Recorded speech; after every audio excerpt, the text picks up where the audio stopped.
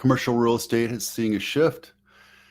U.S. inventory is becoming an issue, and mortgage rates need to be at 5%. Along with that, we're doing inventory snapshot, Mountain View Home, Apple Home of the Week, and let's get going. All right, first one is on the docket is this one. There's a shift happening in U.S. housing markets that just look at inventory.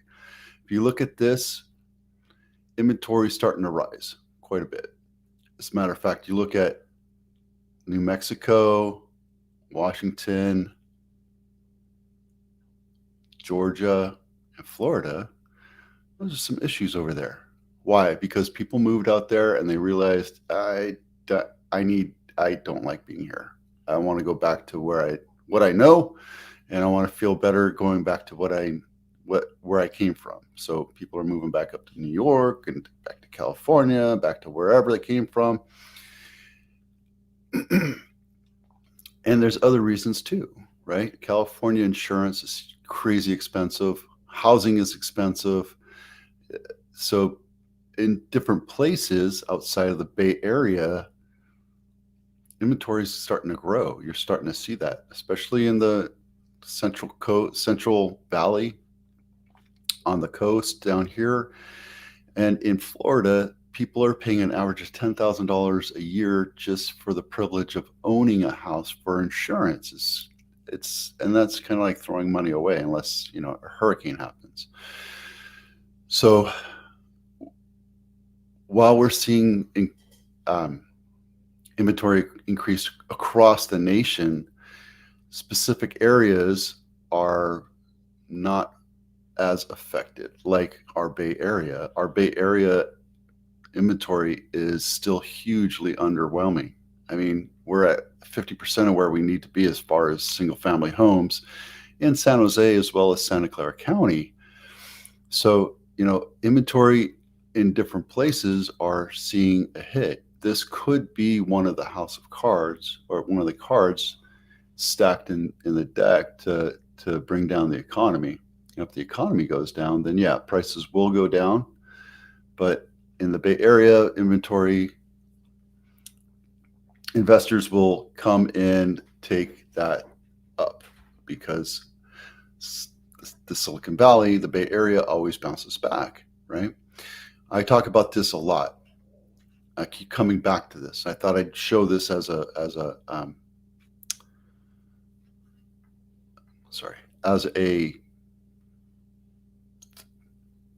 graphic so you can revisit this.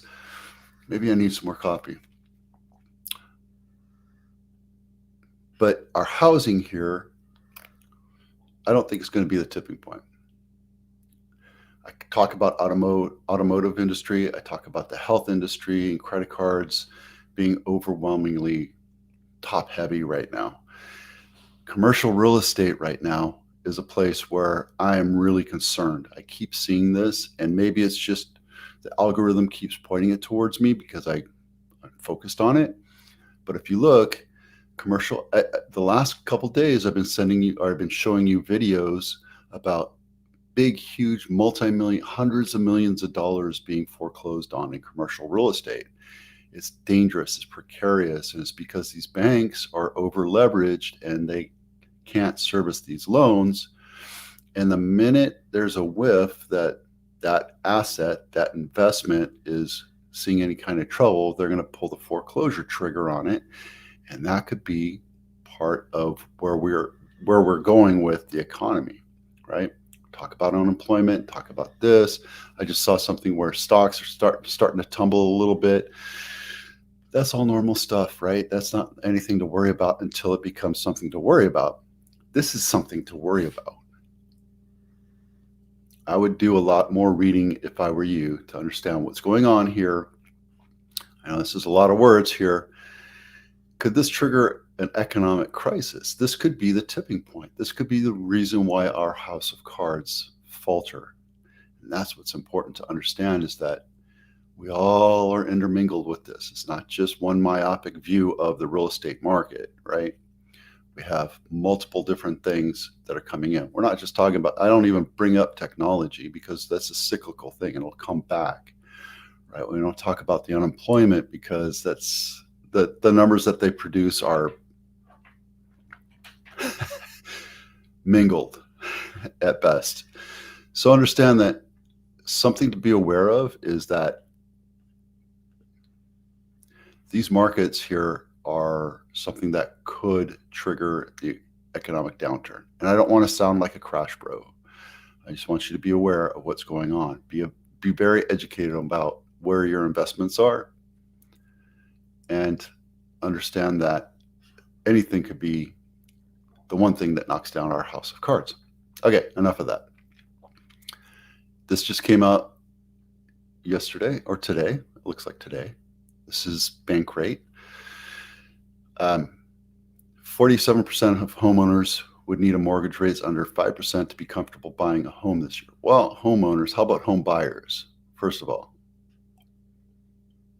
And yeah, everybody would be comfortable at 5%, especially since we're at 7% right now. This is very, very painful right now, right?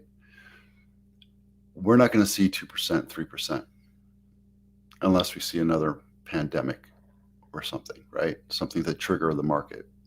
But then guess what's going to happen? The investors are going to come in and then you're paying $400,000 over list price for a house, right? Now there's the other side of this coin saying there's there's loan officers pushing buyers into these loans at 7%, saying, don't worry about it. In a year and a half, the rates will come down. Well, we've been saying that for 2 years now, and rates aren't coming down. So that's putting people into a precarious situation where they might feel a little overwhelmed having to pay this huge onerous monthly payment, especially if they get unemployed or they start stressing out about their employment or something happens with their finances, right?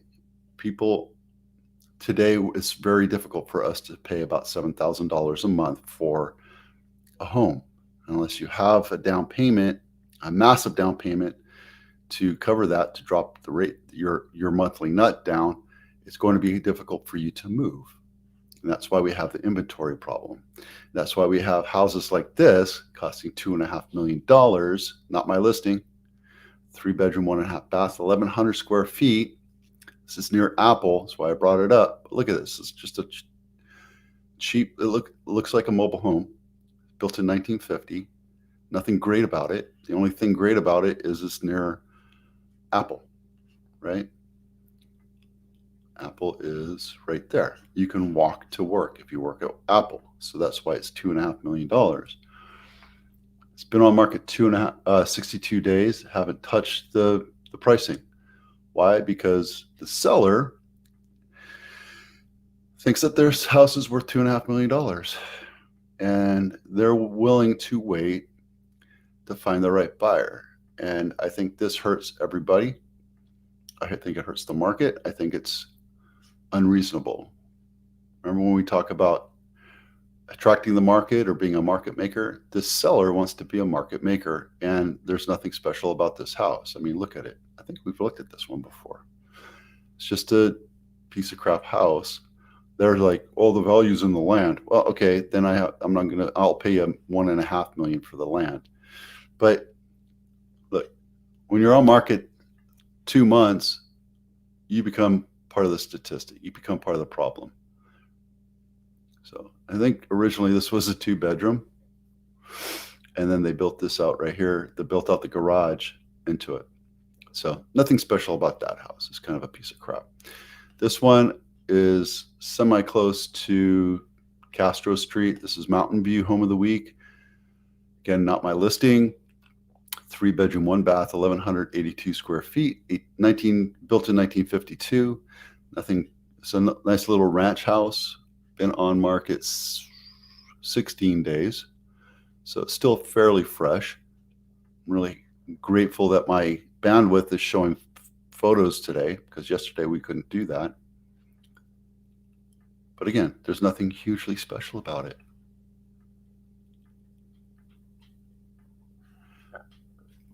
Kind of tells me that this market is off the charts. Okay, really quick, just show you the numbers here. July 24th, we have the days on market report is 40 days on market. We have 165 single family homes in Santa Clara County. In 90 days, we have 39, which is staying fairly nominal. If you look back the last couple months, back in March, we had 57 homes for sale. But again, it's kind of a normal thing when you go into the summer and things slow down. So I wouldn't be too worried about it. We have 78 bank-owned properties in the Bay Area, and all of California is 167. Those numbers went down from last week. So bank owns kind of ebb and flow, where they'll put a bunch of homes on sale in the beginning of the month, and towards the end of the month, they want to capture that. And it kind of goes every month. So it kind of ups and downs by the monthly cycle. San Jose, we have 500 homes for sale. We need 1,000. But right now it's actually good because the volume of sales transactions right now are slowing down because it's the summer. And some people are waiting for the election to happen. They have this, if my candidate doesn't go in, the market's going to crash and blah, blah, blah. It doesn't matter who the president is. It doesn't matter who the governor is. It depends on the economy. And it doesn't matter if you buy a house today or the day after the economy crashes. The value will come back eventually, right? It's about when you buy and when you sell. And if you can afford to compete with investors, then do that. But if you're a first-time buyer, I say buy a house now, suck it up. And if the market does crash, rates will come down, and then you can refinance.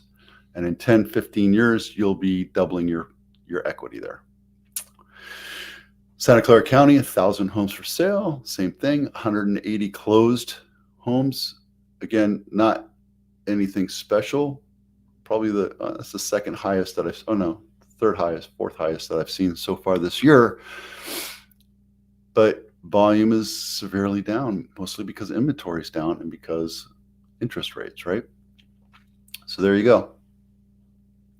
Again, we talked about commercial real estate being part of the crisis. 5% loan is a great target rate for home buyer, and there's a shift happening across the United States, not necessarily in the Bay Area, on inventory. So just keep an eye on everything. Come back to the website, come back to my blog. My blog is here every week, or every day I put a new blog up, and it has all this information and the video so you can revisit it. And there you go. All right. Have a great Wednesday. I'm Vito with Abitano. We'll see you out there.